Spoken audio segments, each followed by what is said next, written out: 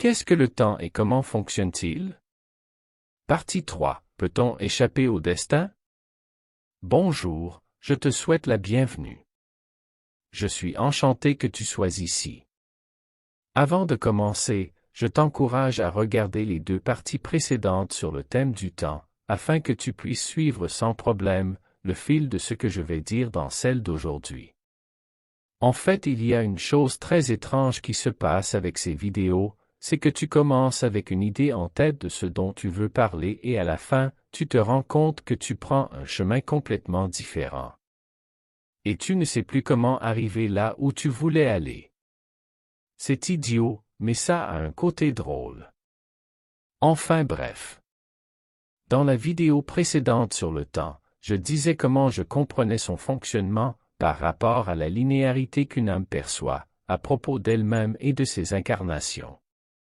Bien qu'à mesure que tu montes en densité, c'est-à-dire en perspective, la linéarité des choses et la progression du temps à sens unique s'estompent. Cela ne signifie pas que lorsque tu es dans l'entre-deux-vie, tu cesses automatiquement d'être un ego, si je puis le dire ainsi. Un ego conscient de lui-même.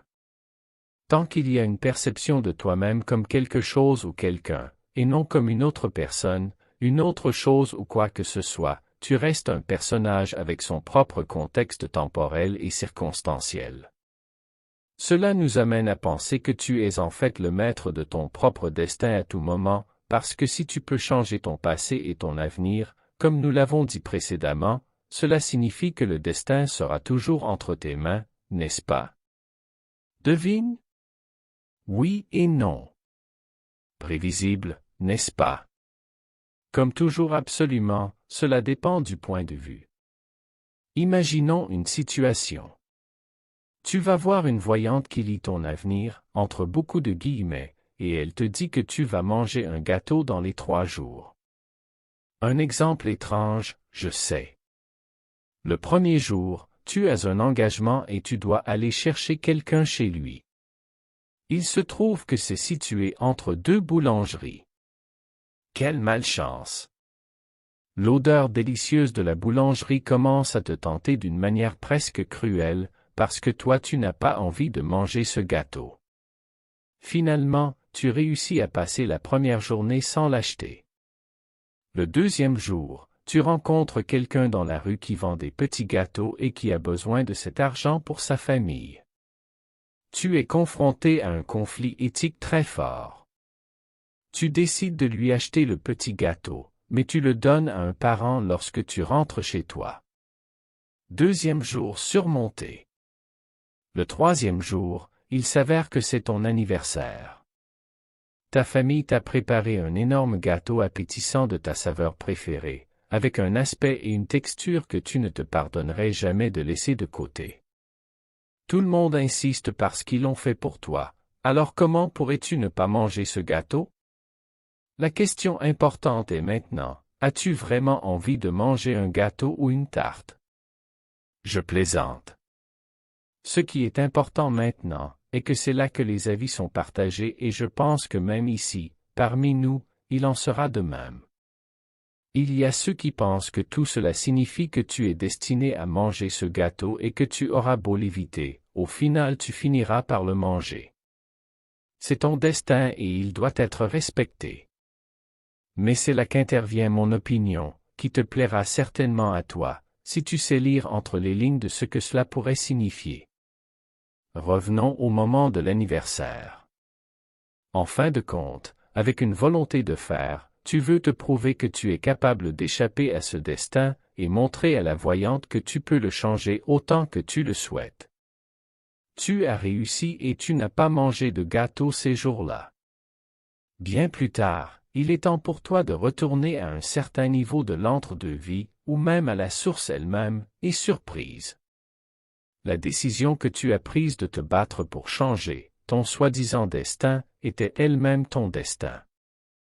Cela devrait-il être frustrant, et cela signifie-t-il que le destin est inéluctable? D'un certain point de vue, il serait inéluctable. Mais cela ne devrait pas te frustrer du tout, au contraire. Car cela signifie la chose suivante. Si ce que tu fais maintenant n'a pas d'importance, parce qu'en fin de compte tu seras toujours dans ce que tu as prévu avant de t'incarner, alors nom d'une pipe, qu'importe ce que tu as planifié, si aujourd'hui tu peux vivre ce que toi tu décides. Cela signifie aussi, depuis un autre point de vue, que tu décides et écris ton destin en ce moment même. Mon message est donc le suivant, même si tu peux avoir l'impression que ton destin est de vivre irrémédiablement une expérience terrible, qui se répète encore et encore, toi tu peux changer le futur, tu peux modifier le destin. Même si plus tard tu découvres que le fait d'échapper à cette idée de destin inamovible était en soi le destin écrit pour toi. Si tu vis en permanence une situation répétitive qui te conduit à t'enfoncer dans quelque chose qui semble inéluctable, la première chose que je te dirai, c'est que je suis vraiment désolé, et que tu as tout mon soutien et toute ma compréhension. Mais la deuxième chose que je te dirai est beaucoup plus difficile à entendre, et c'est qu'il s'agit probablement d'un problème d'idées, conscientes ou inconscientes, ou de parts d'ombre, qui te font vivre et revivre la même chose, jusqu'à ce que tu apprennes à en changer la valeur et la signification. Je sais que cela semble facile à dire et difficile à vivre, et qu'il te semble que tu as tout essayé, et que tu continues d'essayer. Mais mon message depuis ici est de te permettre de pleurer. Puis, lorsque tu te sens prêt ou prête, essuie tes larmes, relève la tête et regarde ta situation dans les yeux. Tu as toute la force et le pouvoir dont tu as besoin, parce que tu es tout. Il te faudra peut-être du temps pour trouver cette force, et apprendre à la maîtriser, mais elle est là. Sois patient et deviens quelqu'un de fort, capable de changer, entre guillemets, son destin apparent. Et ça, en réalité, et selon ma façon de voir les choses, ça s'applique aussi aux vies que tu observes autour de toi. Et ça c'est une vision à moi très personnelle. Si nous pouvons à peine tenir pour acquis que nous connaissons notre destin et nos accords d'incarnation, comment quelqu'un pourrait-il prétendre connaître les souhaits de l'âme d'une autre personne? Si c'est le cas, ma philosophie restera toujours d'aider du mieux que je peux ceux qui, je crois, sont en difficulté. Tout en gardant un équilibre pour ne pas être intrusif, bien sûr.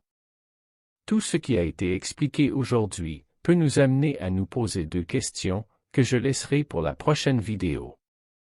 Est-ce que l'absence d'action, pour respecter les accords préincarnatoires, de quelqu'un qui souffre, a un sens? Est-ce que cela a vraiment du sens, d'essayer de changer la ligne temporelle de quelqu'un? Comme je l'ai dit au début de la vidéo, j'ai fini par parler de choses que je ne savais même pas que je dirais. En fait, je pense que nous sommes entrés dans un sujet assez fort et très, très délicat. Bien sûr, je tiens à préciser que je parle de tout cela, avec le plus grand des respects, et que je suis toujours prêt à changer d'avis par la suite. Mais avec l'expérience que j'ai actuellement, c'est ma façon de comprendre l'univers. Car, comme tu le vois, je ne peux plus dire que nous sommes simplement en train de parler du temps. Suivre la pensée du fonctionnement du temps nous a conduit à quasiment tout le reste. J'espère que ça t'a beaucoup plu, mais surtout que ça t'a fait réfléchir. Je t'encourage à tirer tes propres conclusions, qui ne doivent pas nécessairement coïncider avec les miennes. Mes chaleureuses salutations. Zaël de Héra.